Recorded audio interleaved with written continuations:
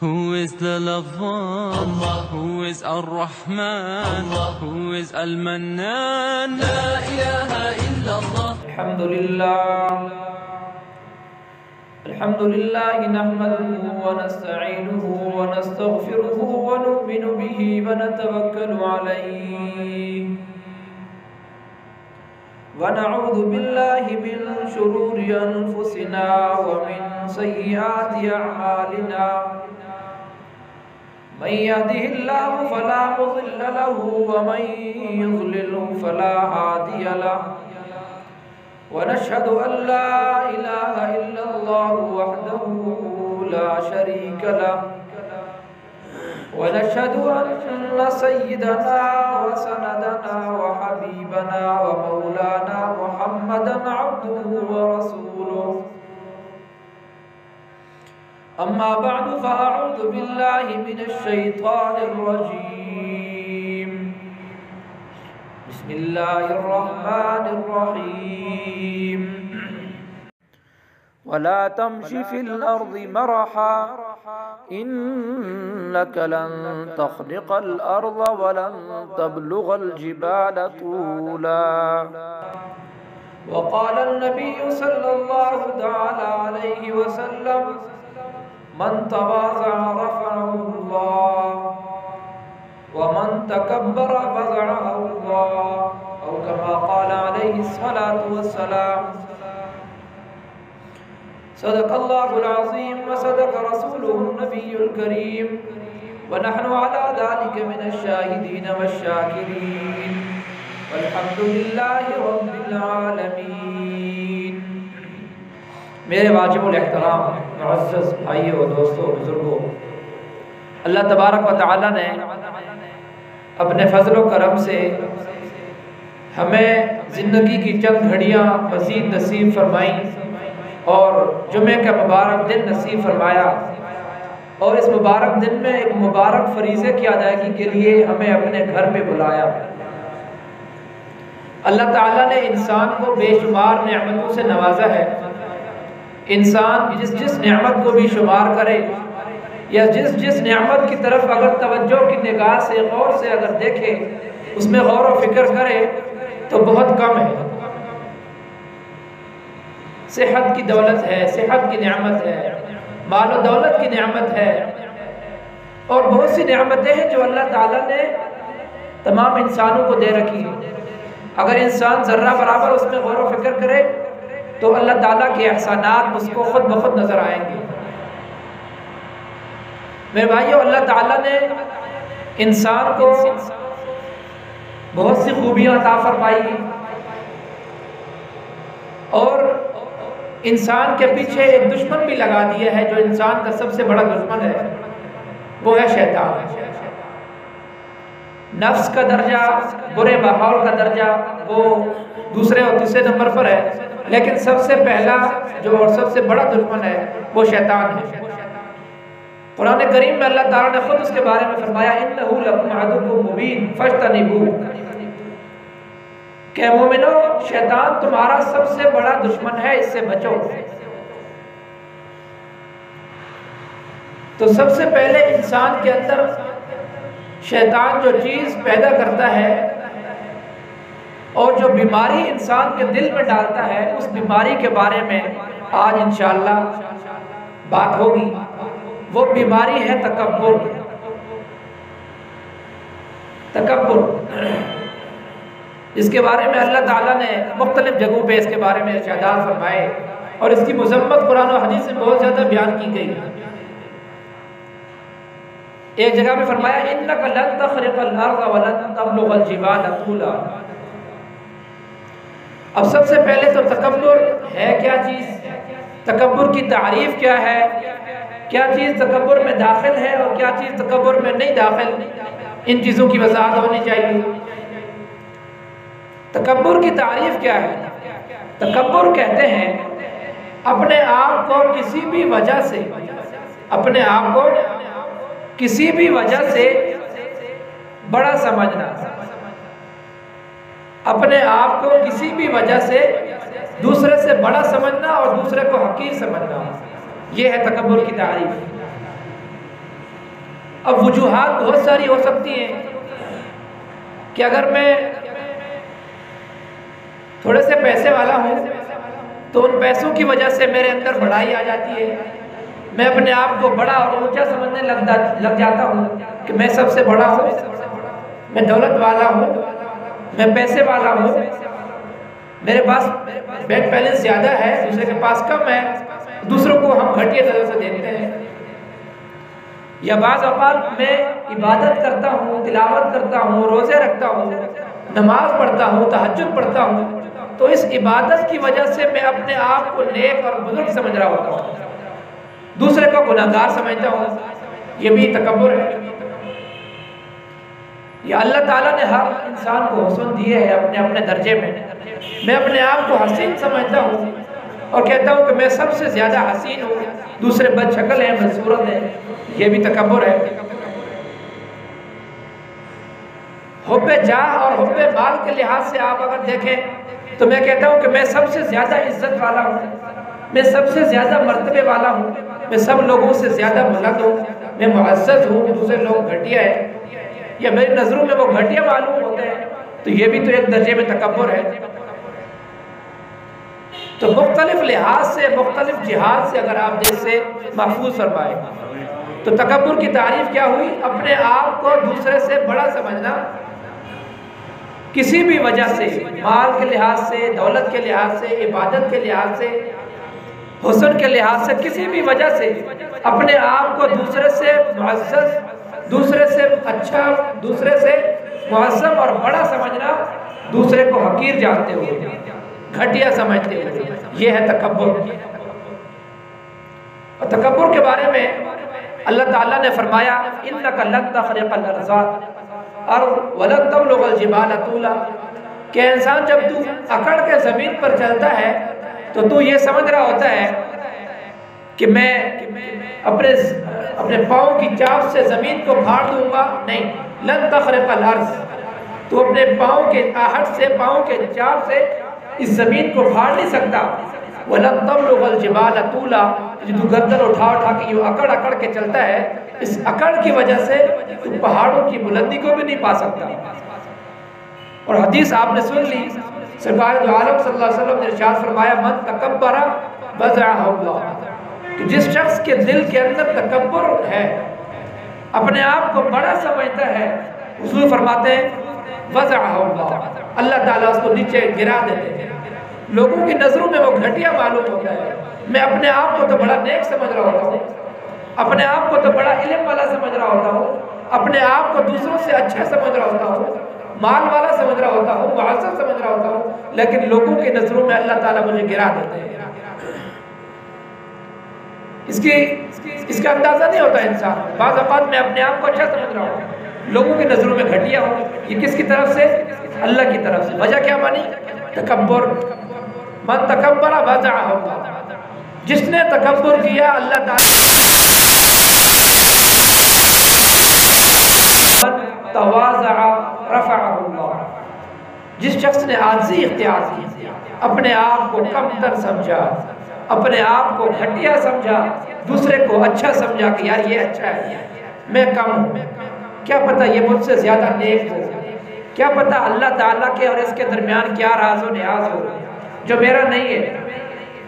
ہر کوئی جانتا ہے؟ نہیں جانتا۔ کسی کے بارے میں ہم نہیں کہہ سکتے کہ اتنے بندوں میں اللہ کو زیادہ معبود کون ہے، کچھ نہیں پتا۔ کیا پتا میری کسی چھوٹی غلطی کی وجہ سے پکڑ ہو جائے اور ہم میں سے کسی کے ادنا سے ادنا چھوٹی نیکی کی وجہ سے اللہ تعالیٰ اس کے بخشش کے بہانے فرما دیں۔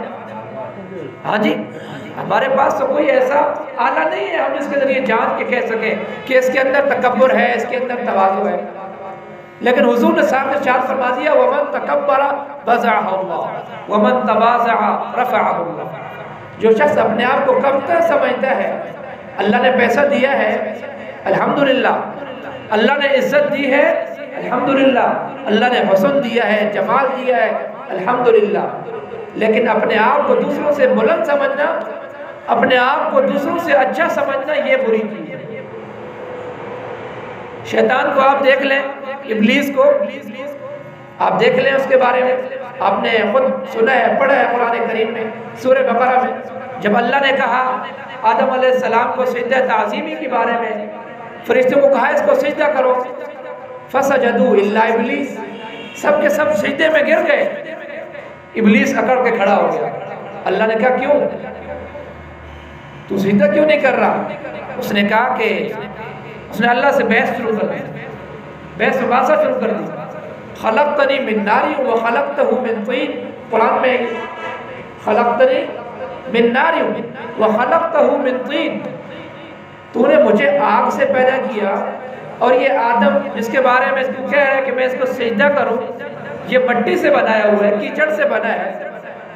آگ زیادہ محترم ہے، زیادہ معزز ہے، مٹی تو گھٹیا ہے، کیچڑ تو گھٹیا چیز ہے، میں اعلیٰ گھٹیا کو کیسے سجدہ کروں؟ اللہ کے سامنے ابلیس نے مذاکرہ اور بحث شروع کر دی، مناظرہ شروع کر دیا۔ تو اللہ نے اس کو کیا کر دیا؟ اپنے دربار سے ہٹا دیا، مردود کر دیا اس کو۔ تو معلوم ہوا تکبر کا انجام بڑا سخت برا ہے۔ ابو جہل کا واقعہ آپ نے سنا ہوگا، ابو جہل آپ صلی اللہ علیہ وسلم کا چچا ہے، اسلام کا بدترین دشمن ہے۔ جب حضرت معاذ چھوٹے چھوٹے بچے تھے صحابی رسول، جب انہوں نے اس پر جھپٹ کے حملہ کیا ابو جہل پہ، اور وہ ظالم گھوڑے سے گرا، زخمی ہوا، اب پڑا ہوا تھا، وہ بالکل پڑا ہوا تھا۔ جب جنگ کا میدان ختم ہو گیا، شکست ہو گئی کفار کو، تو ایک صحابی رسول گئے، کیونکہ سردار تھا کفار کا، آرمی چیف کی طرح بڑا تھا، وہ سردار تھا۔ تو ایک صحابی رسول ابو جہل کے پاس گئے، دیکھا کہ وہ پڑا ہوا ہے، ہوش میں تو ہے، دیکھ رہا ہے، بول بھی رہا ہے، سمجھ رہا ہے۔ تو صحابی رسول نے یہ سوچا کہ میں اب اس کا گردن کاٹوں، گردن کاٹ کے حضور کے دربار میں پیش کروں کہ یا رسول اللہ یہ لیں آپ کا دشمن، یہ آپ کے دشمن کا سر ہے۔ تو جب صحابی رسول اس کی گردن کاٹنے لگا نا، تو اس نے موت کے وقت بھی کیا کہا؟ میرا گردن اوپر کر کے نہ کاٹنا، نیچے کر کے کاٹنا، میری گردن سینے سے کاٹنا، نیچے کر کے کاٹنا۔ اس نے کہا کیوں؟ اس نے کہا جب سب لوگوں کے سر وہاں رکھے ہوں گے، اگر تو میرا نیچے سے کاٹے گا تو میرا سر بڑا اونچا معلوم ہوگا، میرا سر سب سے بلند ہوگا، تو پھر میری پہچان ہوگی نا کہ یہ سردار کا سر ہے۔ اگر تو یہاں سے کاٹے گا قریب سے تو کیسے پتہ لگے گا یہ سردار ہے، یہ نوکر ہے، یہ مامور ہے، یہ امیر ہے، پتہ نہیں لگے گا۔ لہٰذا میرا سر نیچے کر کے کاٹو، تاکہ جب وہاں میری صف میں میرا سر پڑا ہوا ہو تو وہاں میں سردار نظر آؤں کہ یہ سردار کا سر ہے۔ تو آپ دیکھیں تکبر کتنی گندی چیز ہے کہ عین موت کے وقت بھی انسان کو نہیں چھوڑتی، عین موت کے وقت بھی انسان کو کسی حال کا نہیں چھوڑتی۔ اس وقت یہ بھی تو کہہ سکتا تھا نا ابو جہل کہ مجھے کلمہ پڑھاؤ، میرے موت کا وقت ہے، لیکن نہیں، تکبر کی وجہ سے اللہ تعالیٰ نے اس کو ایمان سے محروم رکھا، صرف تکبر کی وجہ سے۔ اور ایک بہت بڑے ولی ہیں شیخ ابو عبداللہ اندلسی رحمۃ اللہ علیہ، شیخ ابو عبداللہ اندلسی، جن کے مریدین میں حضرت جنید بغدادی اور حضرت شبلی نعمانی رحمۃ اللہ علیہ جیسے بڑے بڑے اولیاء اللہ گزرے ہیں۔ یہ واقعہ میں نے کئی بار سنایا ہے، کیونکہ موضوع تکبر کا ہے، اس موضوع کی مناسبت سے دوبارہ سنا دیتا ہوں۔ ہزاروں مریدین حضرت کے ساتھ جا رہے ہیں، ہزاروں مریدین جا رہے ہیں، شبلی نعمانی جنید بغدادی بھی ساتھ ہیں اس قافلے کے ساتھ۔ راستے میں عیسائیوں کے چرچ جو ہوتے ہیں، یہود عیسائیوں کی عبادت گاہیں، وہاں سے گزر ہوا۔ شیخ ابو عبداللہ پیر صاحب تھے، بڑے بزرگ تھے، ولی تھے، وہ آگے آگے چل رہے تھے۔ اچانک نظر پڑ گئی ایک عیسائی پر کہ وہ اپنی عبادت جو کی ہوتی ہے بت کے سامنے جھک رہے ہیں، پتہ نہیں کس طریقے سے بتوں کی پوجا کر رہے ہیں۔ تو جیسے ان کی نظر پڑی نا، تو لکھا ہے کہ حضرت کے دل میں یہ خیال آیا کتنے گھٹیا لوگ ہیں، کتنا گندا انسان ہے، ایک مخلوق ایک بت کے سامنے جھک رہا ہے، اور میں توحید والا ہوں، میں رسالت کو مانتا ہوں، توحید پرست ہوں، میں مومن ہوں۔ مقصد یہ کہ ان کے دل کے اندر تکبر آ گیا، دل کے اندر تکبر آ گیا کہ میں نیک راستے پر ہوں، میں اللہ رسول کو صحیح طرح مانتا ہوں، میں اچھا ہوں، یہ کتنا گندا آدمی ہے۔ کہ ایک بدھ کے سامنے جھک رہا ہے، بدھ کی اس کی پوجا کر رہا ہے. تو تھوڑا سا آگے گئے، دیکھا ایک کنواں ہے، کنویں پر 2 لڑکیاں ہیں جو اپنے بکریوں کو پانی پلا رہی ہیں. تو حضرت کی نظر ان پر پڑی، جیسے ان پر نظر پڑی تو ان کو دیکھتے ہی رہ گئے. تو مریدین ہزاروں کا مجمع ہے، ان کے ساتھ ہے قافلے میں، جن میں جنید بغدادی رحمۃ اللہ علیہ، شبلی نعمانی رحمۃ اللہ علیہ جیسے لوگ بھی ہیں، بزرگ ہیں. تو انہوں نے کہا حضرت کیا ہو گیا؟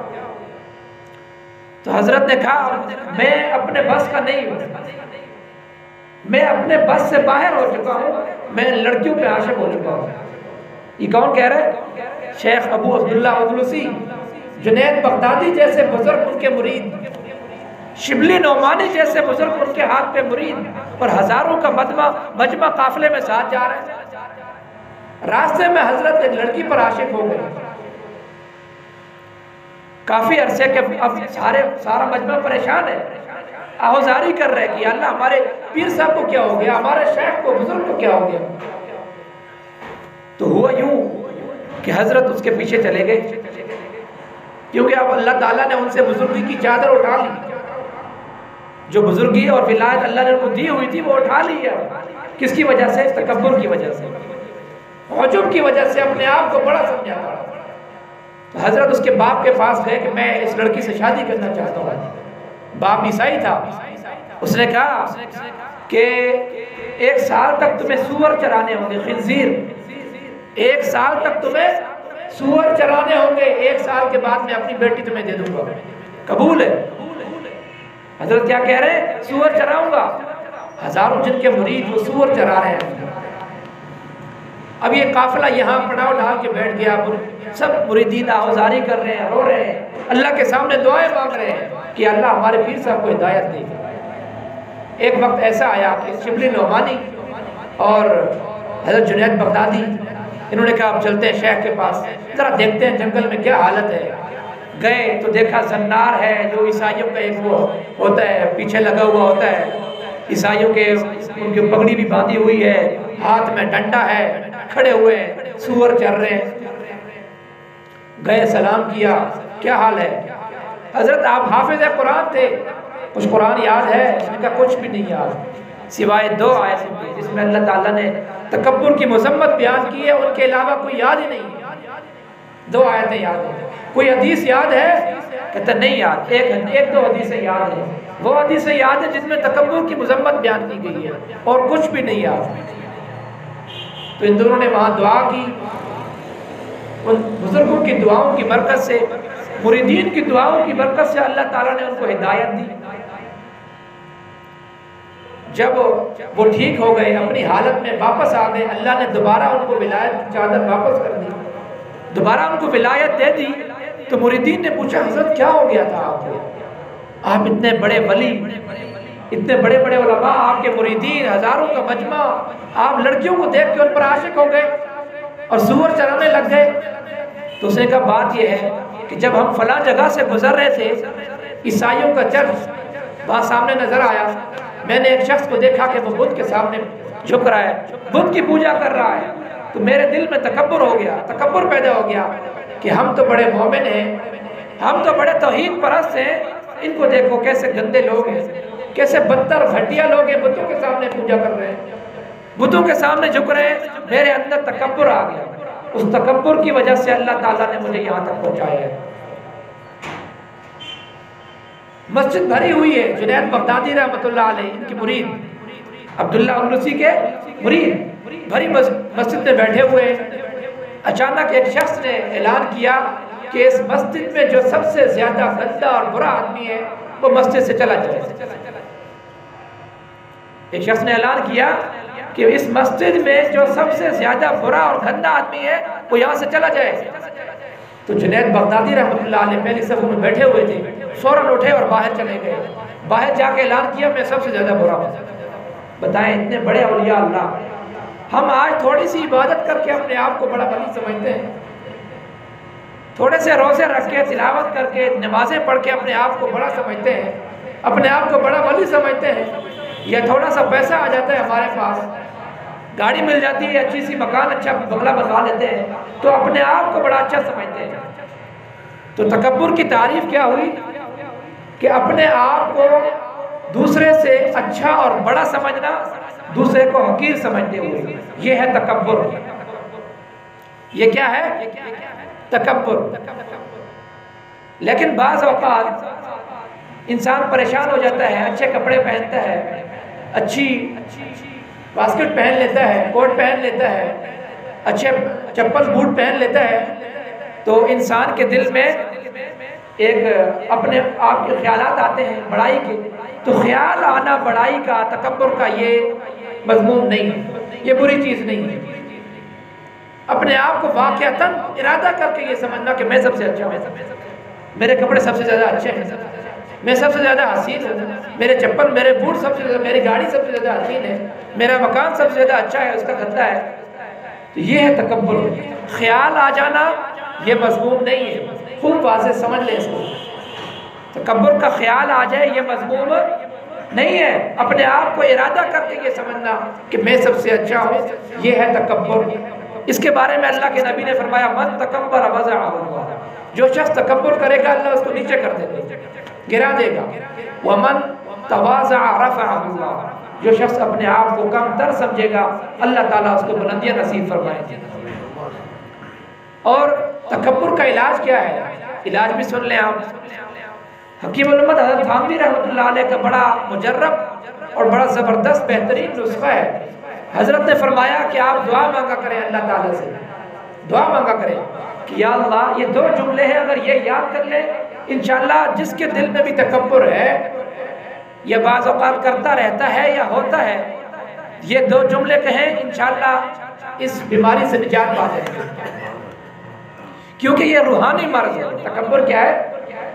روحانی مرض ہے۔ ابھی بتا دیا نا کہ یہ اندر کی کوئی بات ہے۔ اچھے کپڑے پہننے کا نام، اچھی جرسی باسکٹ پہننے کا نام تکبر نہیں ہے، کاٹن پہننے کا نام تکبر، اچھی گاڑی استعمال کرنے کا نام تکبر نہیں ہے۔ ان چیزوں کے ساتھ ساتھ اپنے آپ کو دل میں بڑا سمجھنا۔ یہ بعض اوقات ایک فقیر ہوتا ہے، ملنگ ہے، کچھ ہے ہی نہیں اس کے پاس، لیکن اپنے آپ کو بہت بڑا اچھا سمجھتا ہے، دوسروں سے اعلیٰ سمجھتا ہے، وہ بھی تکبر کرتا ہے۔